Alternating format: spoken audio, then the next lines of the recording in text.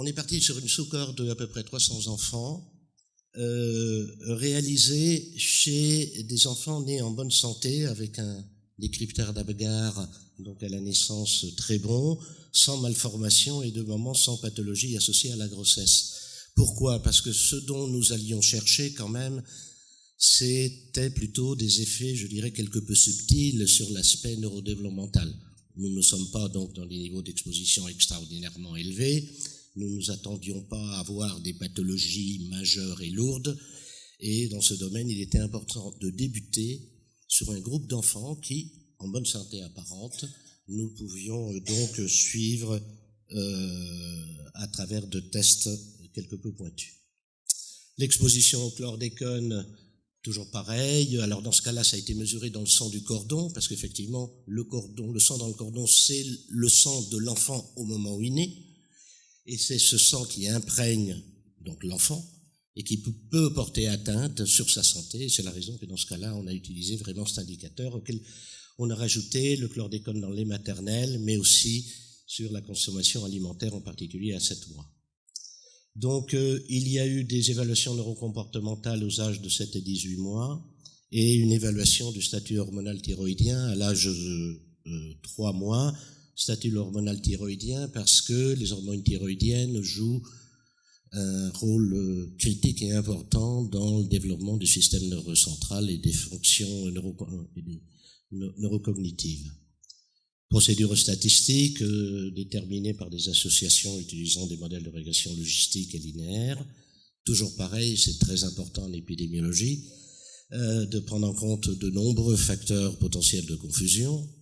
Et dans ce cas très particulier, on a tenu compte aussi d'un certain nombre de coexpositions dont on sait qu'ils jouent un rôle assez important sur le développement neurocomportemental des enfants, notamment le mercure, le plomb, des polluants persistants comme le DDE et les PCB, mais aussi de tenir compte de certains apports protecteurs, en particulier en sélénium et en acide gras de type oméga 3, le DHA. Alors, on va passer en revue les différents tests et je vais vous parler de tests et de résultats voilà, parce que c'est un peu complexe. Alors, les choix des outils et des tests qui ont été utilisés, il y en a en fait une myriade, mais on les a quand même sélectionnés par rapport aux hypothèses qu'on avait. On ne peut pas partir à la pêche comme ça pour voir si on capture quelque chose. Rappelez-vous, hier, je vais vous parler des effets neurologiques chez les hommes exposés à des fortes concentrations à Hopewell. Il faut savoir que ces données ont été observées lors d'expérimentations animales chez le rat et la souris, et donc on avait quand même un certain nombre de pistes. Le premier test a été fait à l'âge de 6 mois, qui est un test d'acuité visuelle, qui est destiné à estimer l'acuité visuelle binoculaire chez un enfant d'âge préverbal à travers vous voyez, une enquêtrice, on lui fait passer des cartons avec des lignes, et elle observe à travers des petits trous, enfin, sa réaction et son attention vis-à-vis de ces différentes lignes qu'on lui fait passer à des épaisseurs différentes. Bref, par rapport à ce test-là, eh bien, on a observé que l'exposition estimée dans le sang de cordon via son alimentation, donc estimée à l'âge de 7 mois, n'était associée à aucune modification de cette capacité d'acuité visuelle. Le deuxième test était celui d'évaluer son développement cognitif selon le test de Fagan. Alors, ce test-là a comme objectif de tester la mémoire de reconnaissance visuelle par la mesure de la préférence pour la nouveauté.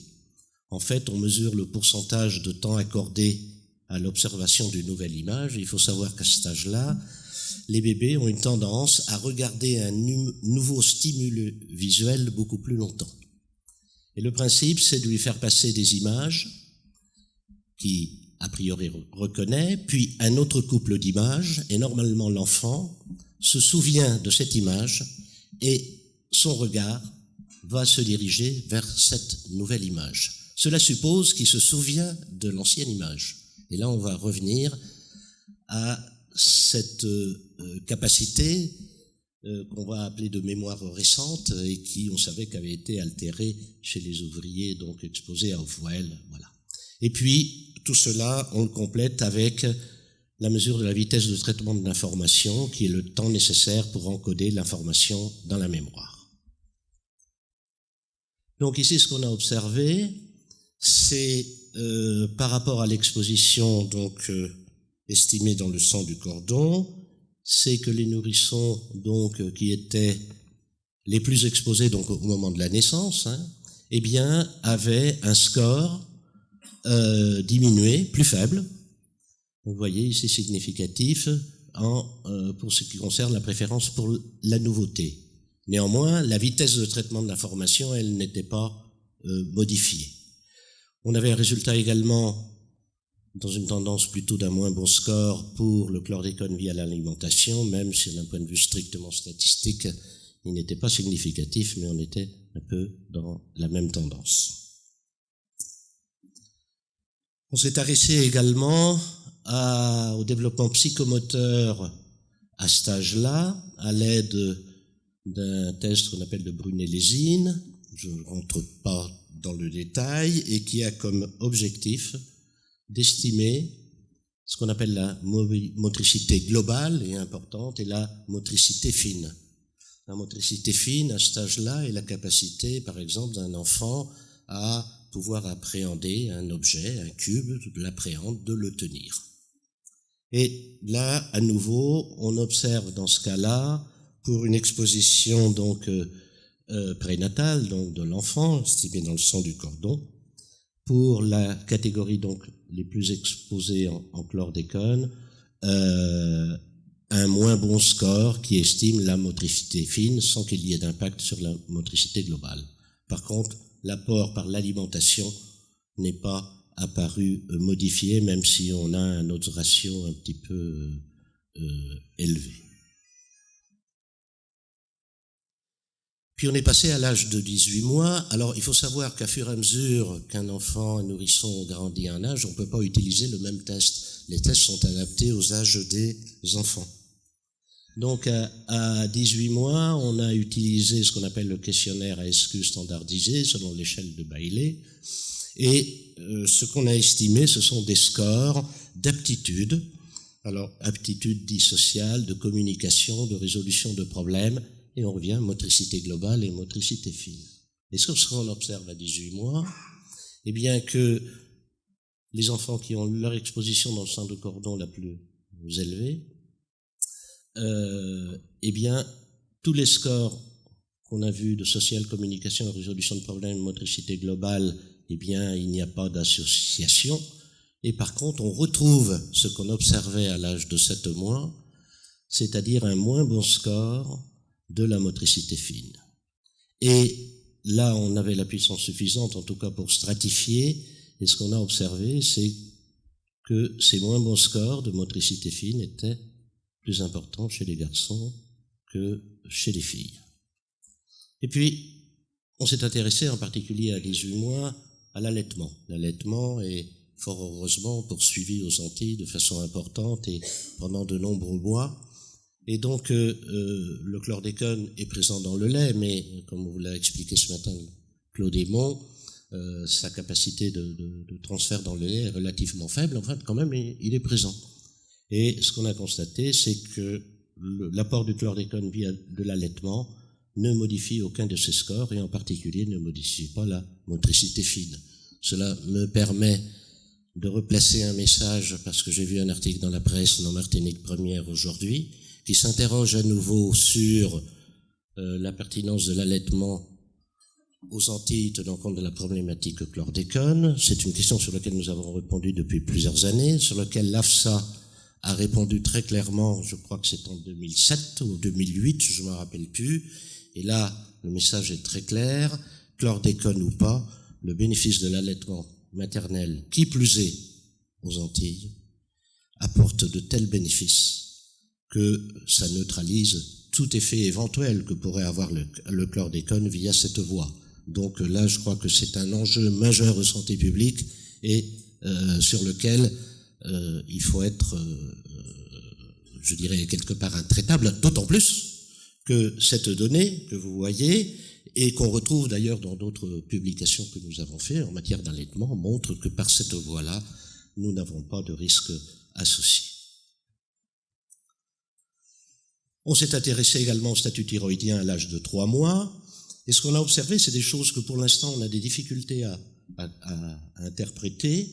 Ce qu'on a vu, c'est que l'exposition au chlordécone toujours dans le sang du cordon, et uniquement dans le sang du cordon, puisque vous voyez qu'il ne se passe rien avec le chlordécone dans le lait, eh bien, est associée à une augmentation de la TSH chez les garçons, et c'est l'hormone qui va produire ce qu'on appelle les fractions actives des hormones thyroïdiennes, la T3 et la T4. Et donc, on a des variations de ce taux hormonal. Et ce qu'on a observé, c'est que cette variation de taux hormonal, finalement, est associée à des meilleurs scores de motricité fine, finalement. Et donc, on s'est posé la question, est-ce que ces variations en hormones peuvent-elles expliquer les modifications les moins bons scores de motricité fine, associés à l'exposition prénatale au chlordécone? Et en fait, non. Donc, on a une observation ponctuelle, dont on a, pour l'instant, dans l'état actuel des connaissances, pas d'informations et d'indications sur sa portée sanitaire, sur sa portée clinique. Bien entendu, le suivi des enfants nous en apprendra peut-être un peu plus, mais voilà, c'est une donnée factuelle qui est présente. Alors, ça c'est un résumé brief de ce que nous avons publié. Je sais qu'il y a une très grande attente pour les nouvelles données du suivi des enfants à l'âge de 7 ans qui a été finalisée. Ce sont beaucoup de données qui sont en train d'être exploitées. On a pour règle de ne les communiquer que lorsqu'elles sont dûment publiées dans la littérature scientifique et évaluées par nos pairs. Néanmoins, je vais vous présenter quelques données, soit qui ne posent pas de problème, ou soit qui ont été présentées dans des communications, dans des congrès récentes, simplement pour vous dire, voilà, on a bien débuté ces analyses des suivis à 7 ans, et à partir de l'année prochaine, il y aura beaucoup de nouveautés. Donc à 7 ans, nous avons fait un point pour redemander aux enfants, et encore merci aux enfants d'avoir accepté cette fois-ci, parce qu'on les a prélevés dans le bras, un peu de sang pour mesurer le chlordécone. Et dans ces données de 7 ans, donc si c'est sur la période 2012, 2014 ou 2015, je ne me rappelle plus, excusez-moi, c'est il y a quelques années, ce qu'on observe par exemple par rapport aux données de Canaries, où c'est à peu près la même époque, pour des valeurs médianes un petit peu plus faibles que les fameux 0,15 que on vous a montré tout à l'heure. Les 0,15, c'est quand même une population d'enfants, adultes, pas enfants en tout cas. Et là, vraiment, on est chez les enfants, ce qui n'est pas très étonnant. Mais néanmoins, vous voyez, on a quand même des valeurs maximales qui sont, du 3 microgrammes, du 7 microgrammes, c'est des chiffres élevés. Et alors, ce que j'ai trouvé intéressant, c'est de voir chez les mêmes enfants, chez qui on avait mesuré il y a 7 ans à la naissance, qu'est-ce que ça en était devenu au bout de 7 ans? Eh bien, voici la distribution sur l'ensemble, chez les garçons et chez les filles, en les séparant. Et qu'est-ce qu'on voit? On voit que plus de 50% chez les enfants, ça c'est la différence de concentration entre la naissance et l'âge de 7 ans, chez les mêmes enfants, par la même méthode. Eh bien, que dans la majorité d'entre eux, eh bien, il y a eu une diminution. Et une diminution qui parfois est importante, en particulier chez les filles, où on avait quelques filles qui avaient des valeurs très élevées. Et donc, on peut dire que dans au moins 50%, les valeurs absolues ont diminué. Dans à peu près, allez, je simplifie, c'est le percentile 75, donc 25%, c'est resté stable, mais néanmoins, dans 10%, là j'ai mis en rouge, on assiste à une augmentation. Donc vous voyez un profil, pour la majorité une diminution, pour un petit nombre les choses sont stables, et pour une minorité les choses ont augmenté. Et là, on ne peut raisonner qu'en termes d'apport alimentaire.